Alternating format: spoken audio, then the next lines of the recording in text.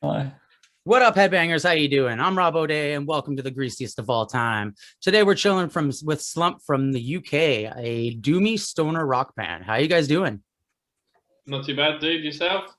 Not bad. Why don't you introduce yourselves and tell us how the band got together? My name's Matt. I sing and play guitar in Slump. I'm Joe. I also play guitar in Slump.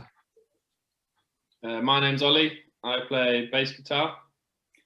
And my name's David. I play the drums.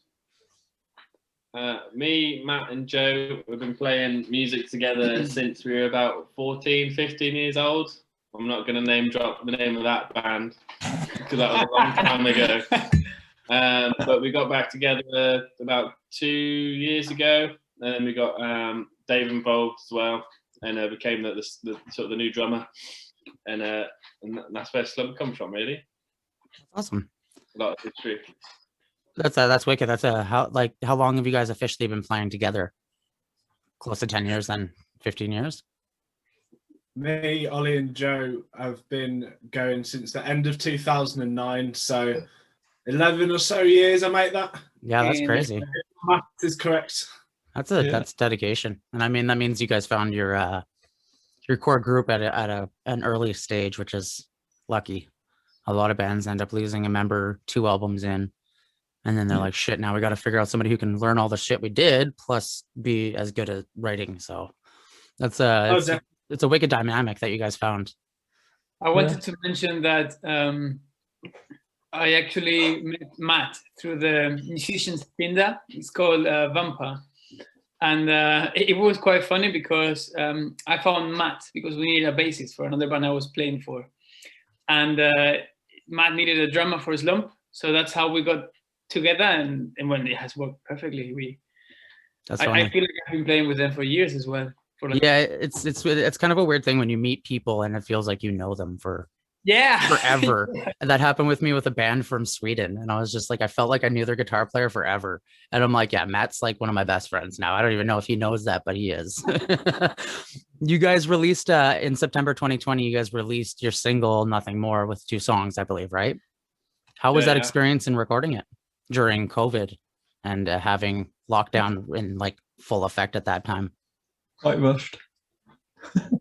Because we were trying to do it for this like compilation album that this guy was putting together, and we had a little bit of notice, but it got to about a month or a few months before, and we said, all right guys, we should probably get, let's do this, we know this stuff well. Got down to it, and as things do, it's always little bits of delays, and it was good though, because it kind of lit the fire, so to speak, and it definitely gave us a strong idea of what we want to do in future, and just kind of getting used to the whole process of it.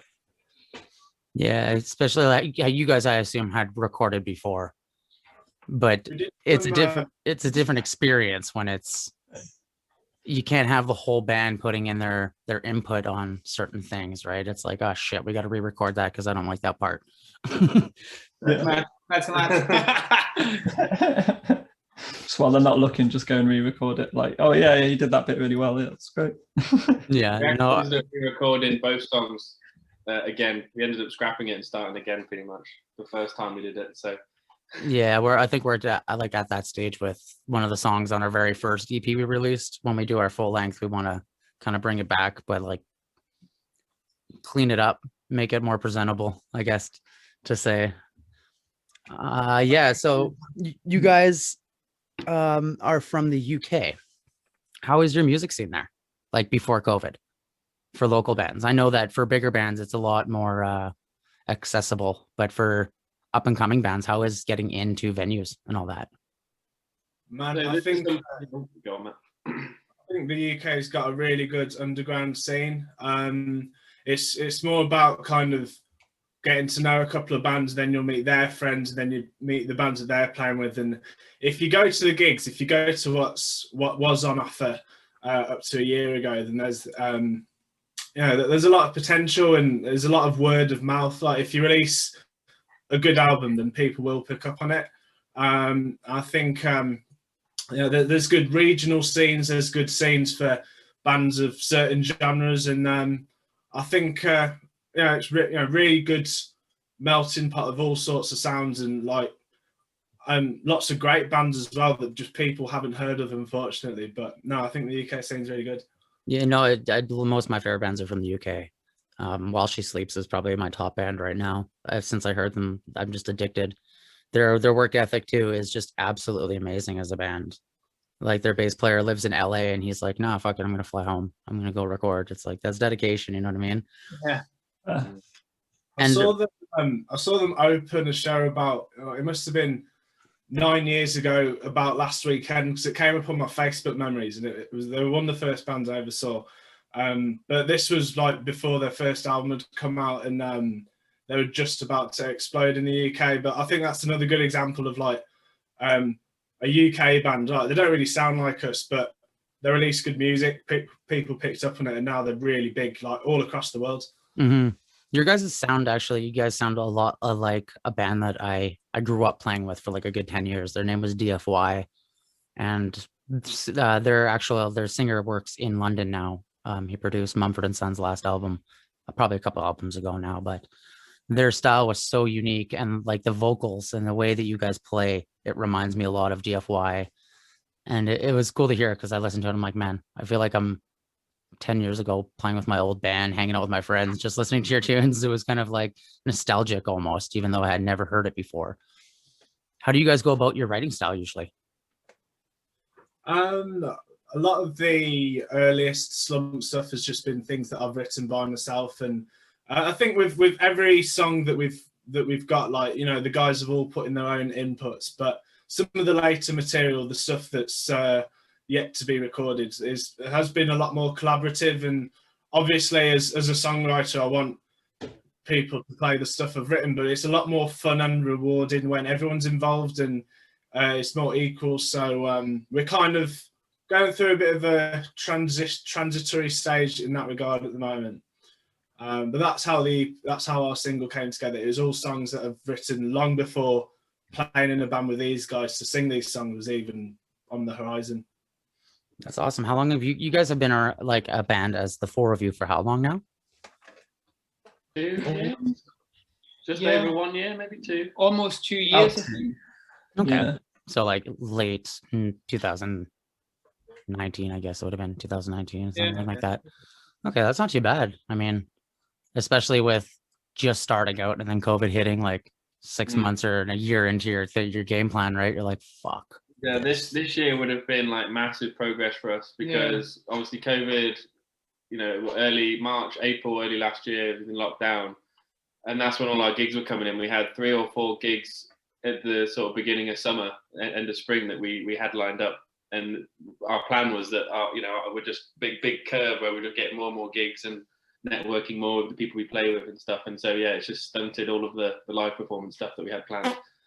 Yeah. Now it's all online gigs.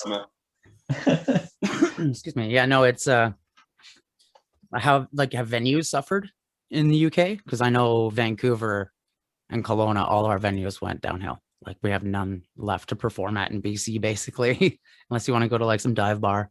I suppose we'll see when they reopen. Right.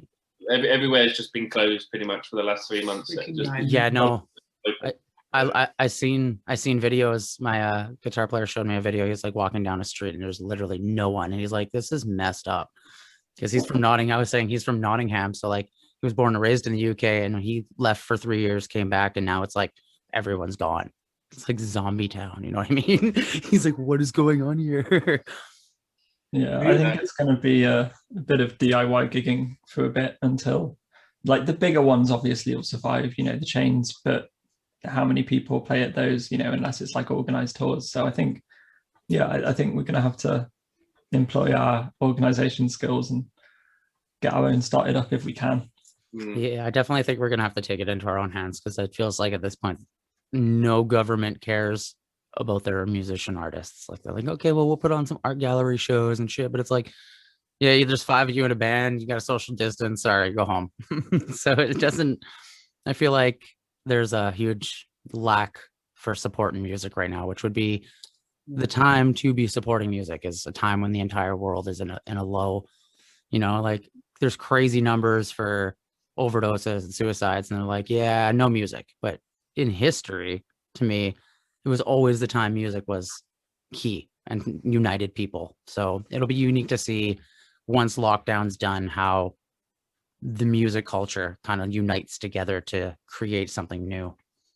Yeah, I think there's an opportunity there for us at least, because when the venues, if they're not all just gone to dust, if the venues are still there, everyone's just going to flock out to go and see bands, whoever's playing, whatever night. They're just the first opportunity they get. I think they'll try and jump on it. So Yeah, for sure. I've been trying to say to guys, as soon as we get a sniff of something happening as far as live gigs, we need to try and be the first playing, because we'll just have loads of people coming to see us, regardless if they know us or not. So my biggest fear. Yeah, definitely. Yeah, right. Yeah. My biggest fear about that is if are people actually going to like want to go out after? Are they going to be scared to go out? You know what I mean? Or are we going to be stuck doing a virtual shows? I know you have the diehard like metalheads like us and rock heads who will go out and go to shows no matter what, but like to make new fans, I think it's going to be a weird process. Yeah. I feel like sorry, Matt, go ahead. I was gonna say, I feel like the demographic's gonna change a bit. We're probably going to be more younger crowds. I think the older population might be a bit less carefree, I guess. I think it's a bit of unknown territory, because maybe if the elderly, like if it comes to people that are getting vaccinated that are 40 years old, maybe they might be allowed to go to gigs and not the younger people. I don't know. It's like, I don't even know that. I don't even think people know what's going to happen. It's so difficult. This situation is just confusing. Yeah. Especially for people who basically live their life entertaining and they have to be around people and travel and be. It's definitely a weird time because with everything going on, it's either you have to be really good at selling a product and making a product, or you have to be really trendy with your videos to make anywhere in music right now, because it's hard to there's so much out there, especially with COVID. Every band's like, check me out, check me out, check me out. You know what I mean? No one's really like paying attention to music right now. And I always say it, I'm totally guilty for like scrolling Facebook, seeing a sponsored band and just keep going by. I like have to remind myself to go check out the band, like, because they're paying for it. They're paying for that sponsorship. They're dedicated to what they're doing. And I've seen people with like 125 fans on their Facebook page that I've seen gotten like 44,000 people checking out their video. And I'm like, you're playing it smart. That's how you have to do it this day and age, because we're not performing, and it sucks. I think content creation is so important at the moment. It is the reality, because now that people are staying at home, they're not going to gigs, they're all on their phones, and you've got to be quite intelligent in that way. You know, you've got to put out a video, even if it's not like a music video. You've got to make people interested in a way that, you know, they can become interested in you just off their phones. That is the reality. It's not what traditionally being in a band is all about, but you've got to stick with, you know, the times. You've got to play it smart. You have to adapt to it. It. Yeah, and especially right now when I mean, how fast do people scroll? Right, you gotta think you have that much time to grasp their attention. So you have to be very artistic with how you do it without just being like flash imagery of like something really crazy and rude at the beginning just to catch people's attention, or like use a meme. My girlfriend told me that you should just start using popular memes to get people's attention, and I was like, no, that's not cool. Like, I'm not gonna do that, because I think it's good. You know, I'm a big fan of memes. I love memes too, but I know I'll piss so many people off if it's like they're like, oh, that's gonna be a good meme, and all of a sudden it's just like, oh, check out this band, and I'm like, they're like, fuck you, Rob, you're a dick. You totally tricked me. You know what I mean? So I'm like, I'll find a way, but it's definitely a weird time, because I feel like no one really cares for new music right now. They're just kind of like, what I'm fed is what I'm gonna listen to. Yeah. And the younger generation really, really scares me. And I have like, I'm sitting on the fence with their musical tastes and palettes right now with the younger 10 to 15, because they're like addicted to these TikTok videos where they like down tune the song and speed it up so it sounds like a chipmunk, and they're like, this is music. In 10 years, is that what they're going to expect music is?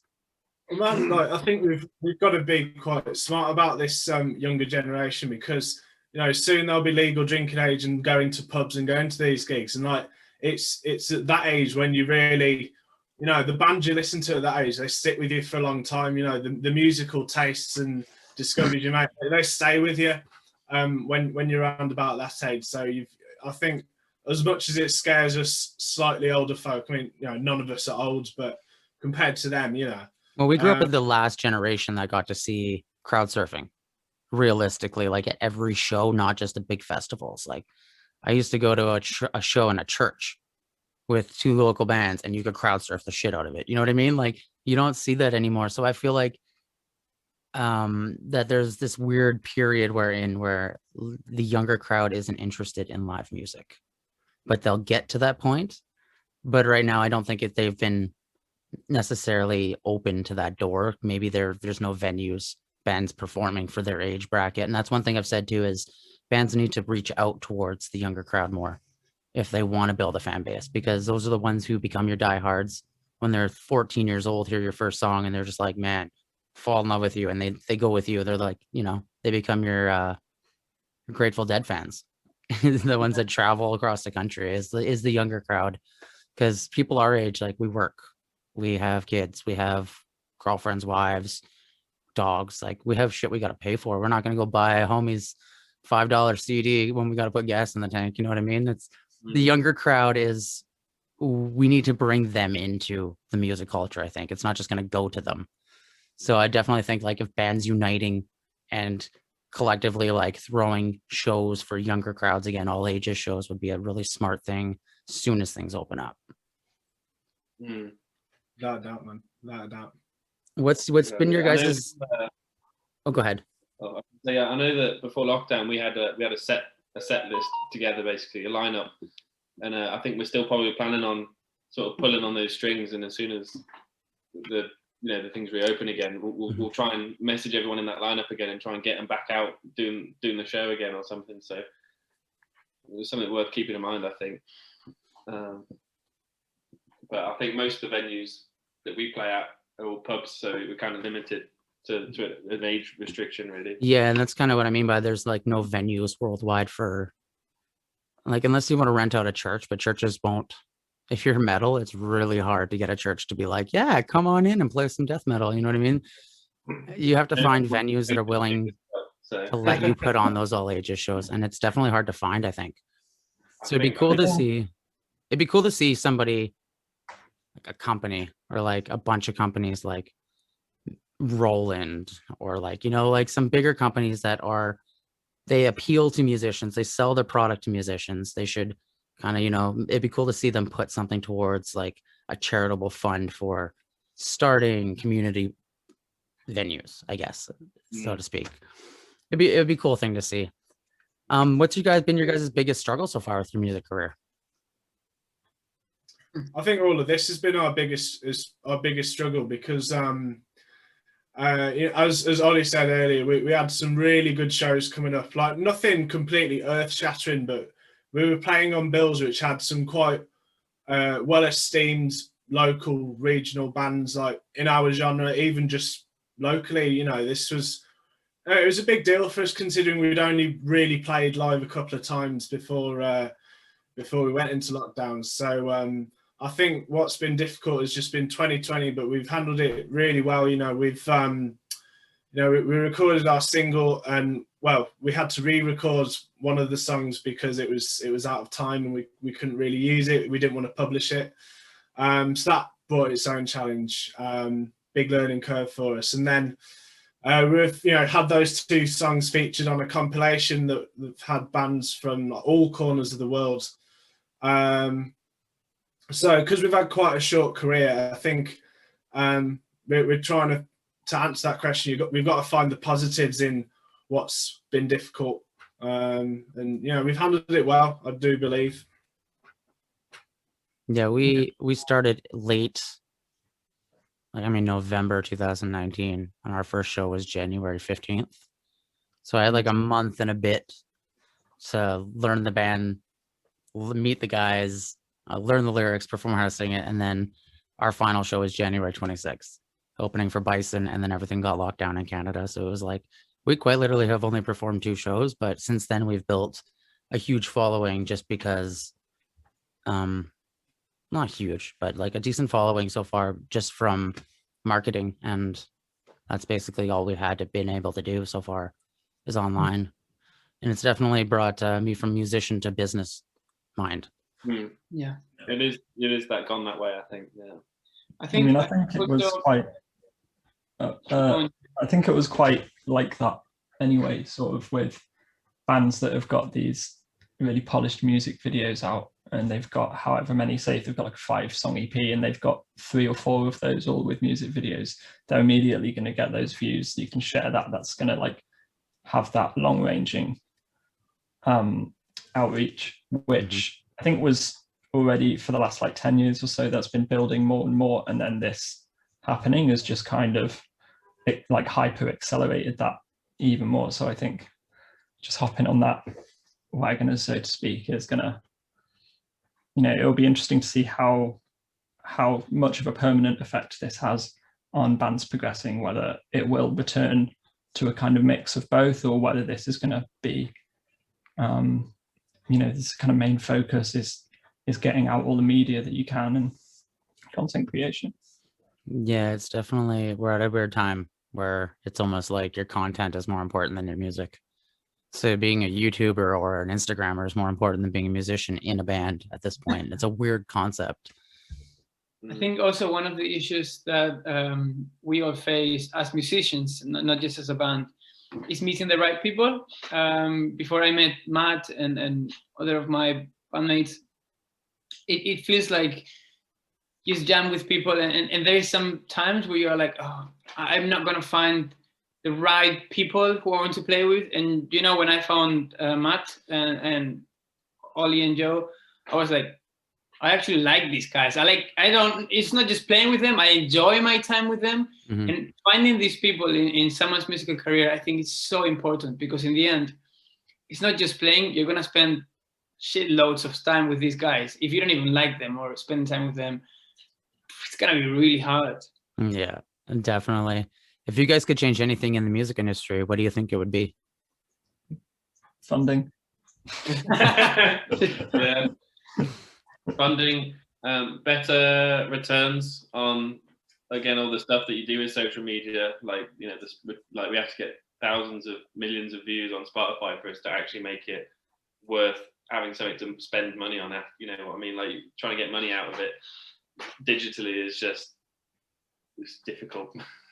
It's so disheartening to see the government just not give a flying fuck about the arts industry with going into lockdown and having sport to our knees. It's hard for us as musicians, but you think we're all sitting at home and we're getting these guys in suits telling us that the arts doesn't matter. They go home, they watch TV, they listen to music. They'll put out a poster that an artist's been commissioned to create. They're full of shit, all of them. That's frustrating as a musician. Yeah, for sure. I would also try, if I could change anything, I would try to organize more gigs and more events, obviously in normal times. But it would be nice to see, because one of the issues, I think, where the younger generations are not really as interested as before is because there is not as much, as many gigs, as many concerts happening in comparison to other times or to other places. So that would be great to see more gigs, more concerts.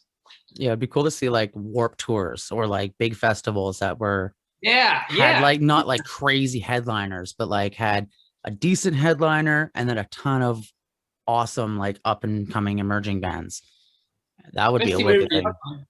I want to put on some stuff like that when gigs are back. I'm absolutely determined that I'm just gonna put them on because we need it. I agree. Yeah. I agree.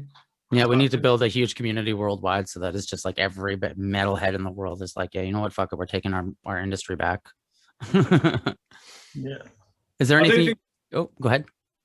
I was going to say, I think it's quite cool that you're getting these streaming events now, because it does mean that you're going to get you're getting bands that are in different countries to each other who've never met each other in person, but it allows them to put on an event together. Like I've seen it with a couple of the bands who we're on the compilation album with.